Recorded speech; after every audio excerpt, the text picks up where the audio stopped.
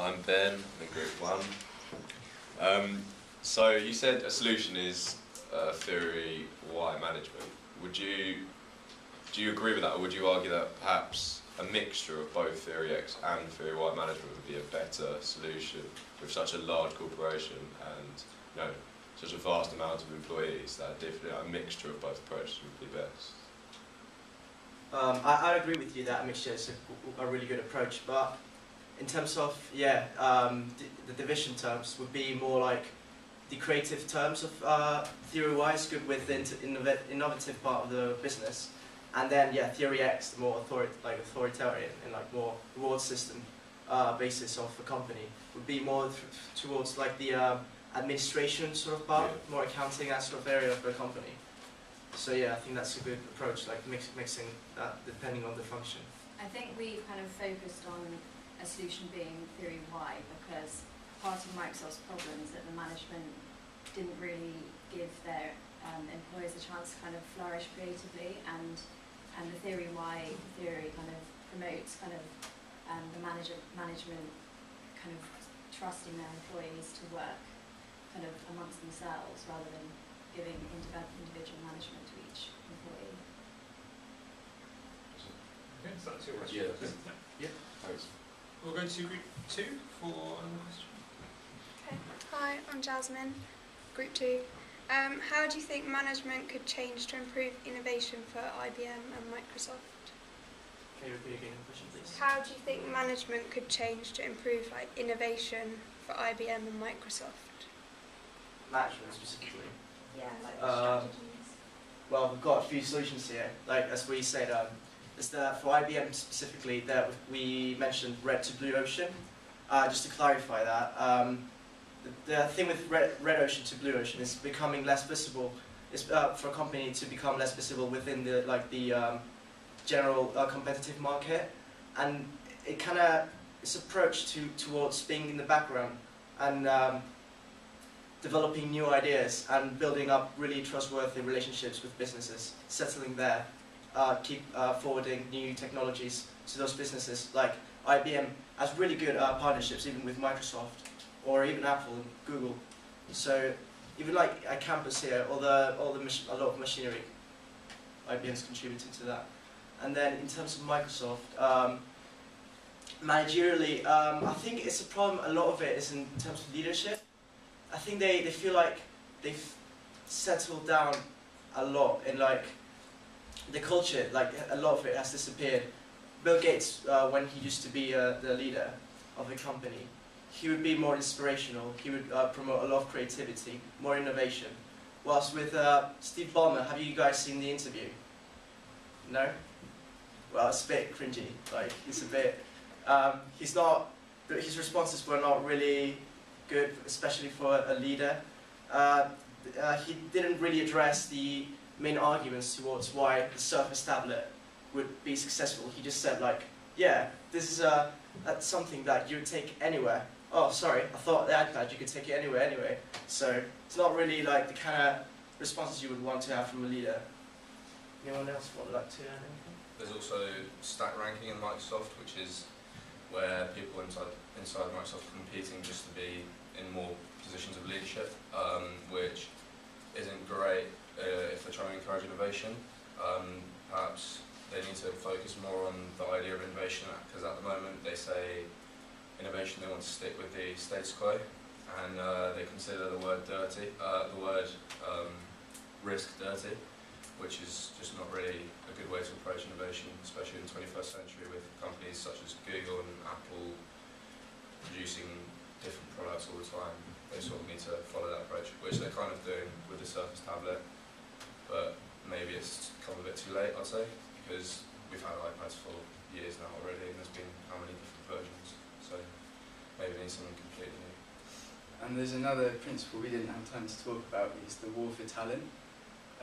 They need to improve their recruitment processes as well, to try and beat other big firms to the best people, and that's quite important as well. I think they definitely need to revise their mission statement as well. IBM do, and they need to listen to the clients and what the customers want. Rather, they do think that they do, but in the mission statement it doesn't say that. I think they need to put that in the mission statement, so the IBM is customers that work there can produce products that the customers really want. It's a good point that you said IBMers. IBM regards itself like a community, and they call themselves as IBMers. Maybe that kind of approach is something Microsoft could learn from. Be more like community-wise together and helping each other out, rather than through stat ranking, competing against each other to get there in the high rank. Is that your question, Jasmine? Yes. Okay, you mentioned something about the war for talent there. It's really interesting, actually, because obviously this isn't a factory in the traditional sense, where people are very easily replaceable. There's a lot of developing new products requires a lot of intellect and creativity, which not everybody has. And these top technology firms will go through some quite serious recruitment processes, or have some recruitment processes, to make sure they really get the people which really fit their kind of culture. So there's a lot of investment in recruiting people. The issue then becomes, are they putting in as much investment in retaining people as they are in recruiting them in the first place? So Google had a particular problem with staff leaving in the past couple of years. And of course, if you have your R&D team, you can imagine if half of your team in your groups left, it would leave you in a really tricky place, because not only have you built those relationships, but you probably know stuff about the topic as well. And that's just for one kind of group case study. Taking that further to a brand new kind of product, which maybe a team have worked intensively for 6 months on or more, takes that to a further extreme. So Google's approach to that was that I think they were losing a lot of staff to other sort of Silicon Valley startups or fairly established companies. I think a lot of their staff went to Facebook, or Facebook poached a lot of Google's staff for social network things, or the other way around. But Google at a stroke said that they were going to up their salaries by 10%, just in some attempt just to try and keep people. That assumes, of course, that people are just motivated by money. Maybe they are, maybe they're not. But that, sort of bring it in as an interesting aside. It's a very relevant personal issue.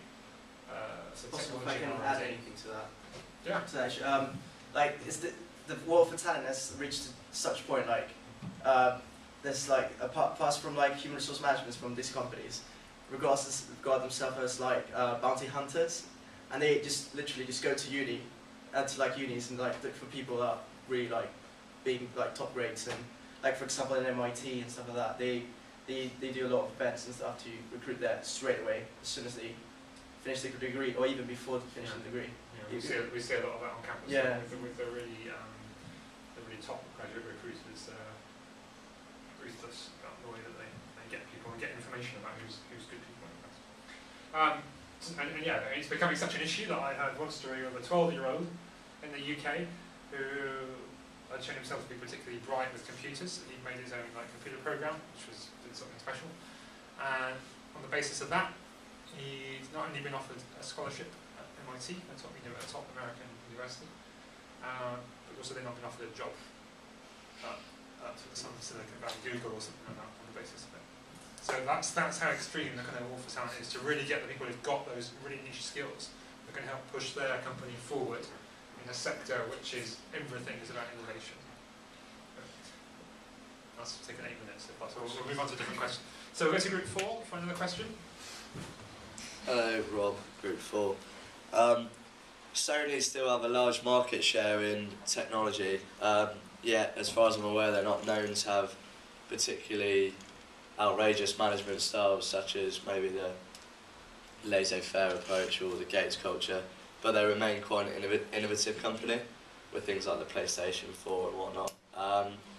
What do you think of that, as in they don't do anything differently yet they still remain innovative? You could say the Sony being Japanese based, the company culture, there in Japan, the working ethics are quite extreme compared to countries like here, and also they tend to promote get a lot of people just that don't even work for the company. They help and support them to get their ideas through to the company, and then like even develop it more. So it's that kind of approach that Sony does, because I remember reading about it. And yeah, like you can see that I think in gaming they're like supporting a lot of indie like developers and stuff like that, which is good. Interesting you mentioned about innovation. Of course, once upon a time, personal music was dominated by the Walkman at one time, but then it shifted quite quickly over to iPods. And now, if I did a comparison, like if I said who's got a Walkman, yeah, I imagine very few of you would say yes. Whereas if I'd have asked that to a similar age group 15 years ago, it'd be a different story.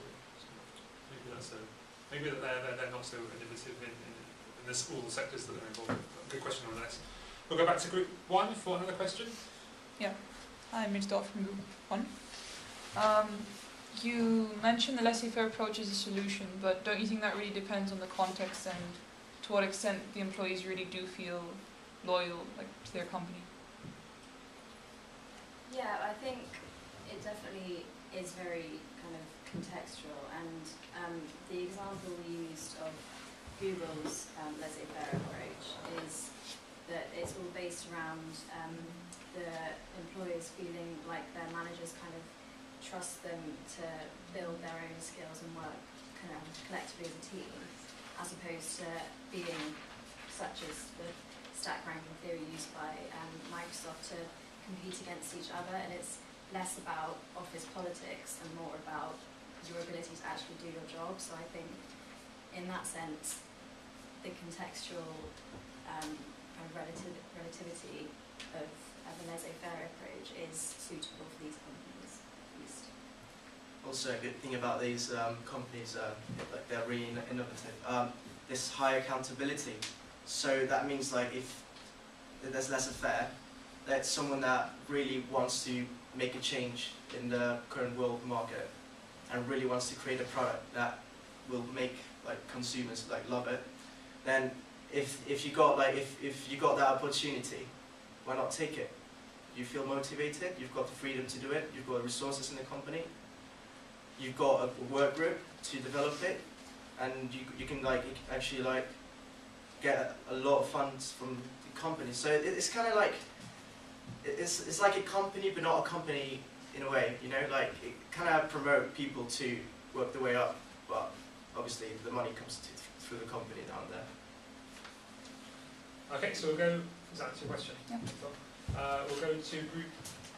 How about we go to group 4 next? A question for group 4. Hi, my name is Julia and I'm from group 4. My question is, you mentioned that the challenge of IBM and Microsoft is they fail to communicate with their customers. So how do you think that they can improve? You think they should stick to their IBM style, or they just learn from Apple? That's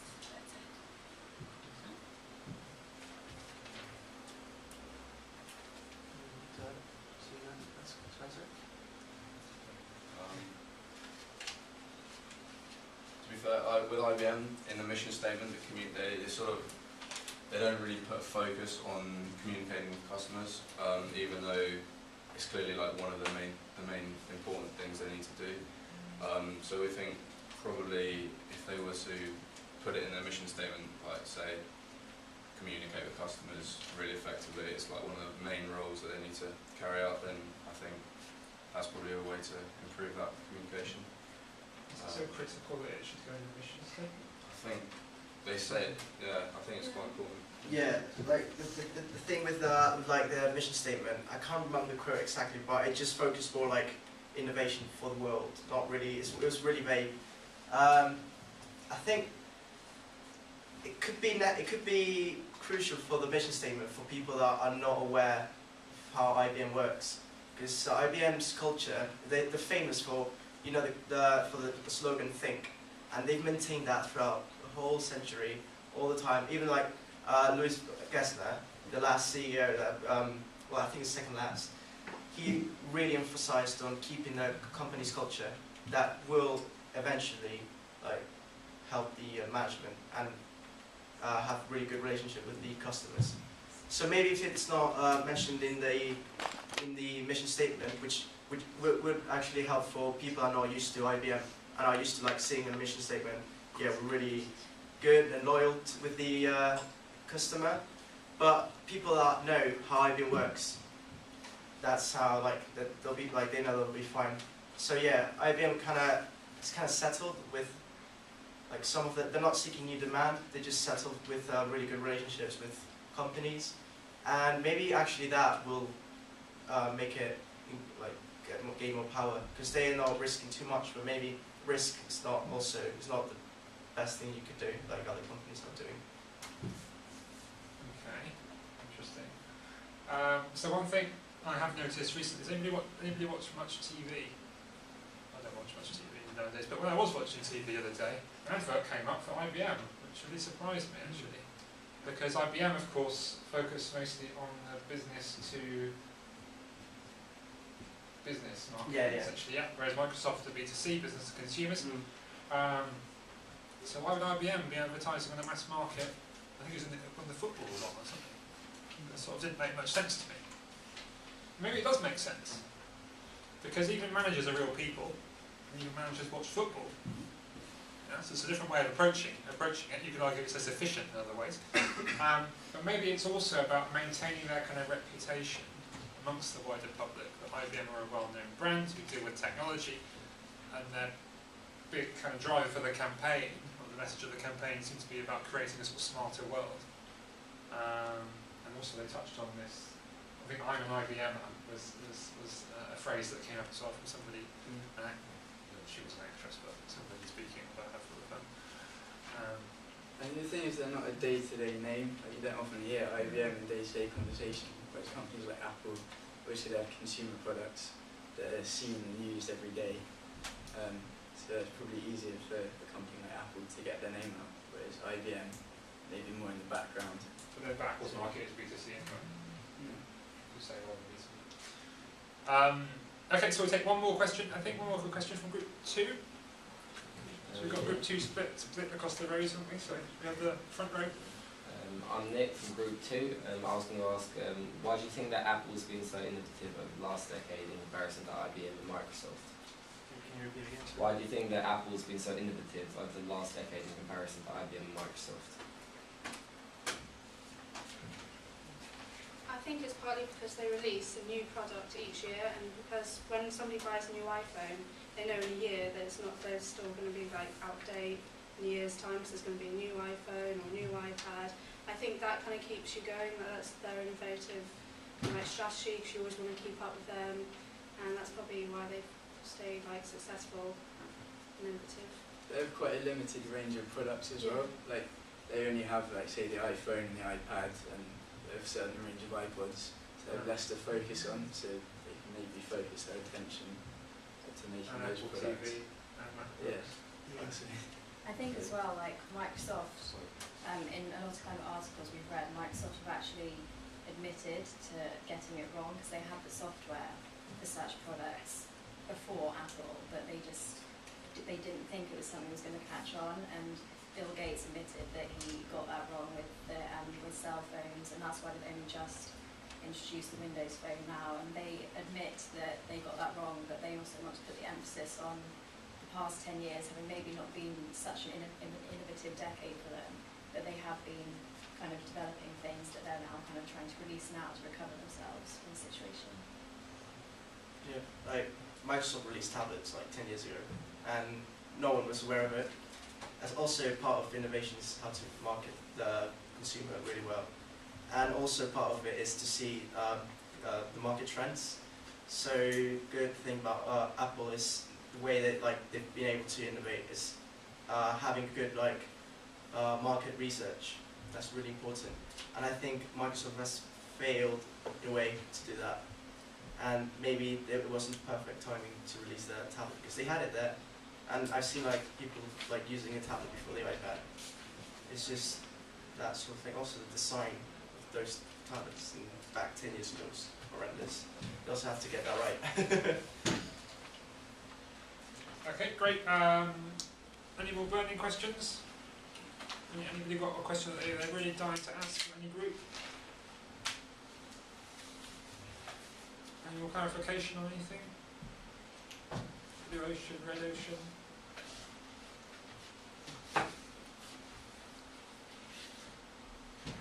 Okay, so there's no more questions.